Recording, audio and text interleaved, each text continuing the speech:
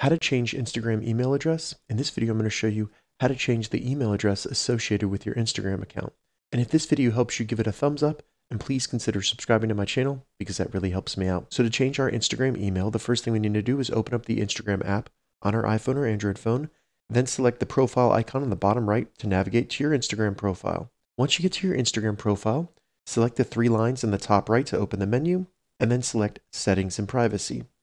Once you select Settings and Privacy, select Account Center at the very top.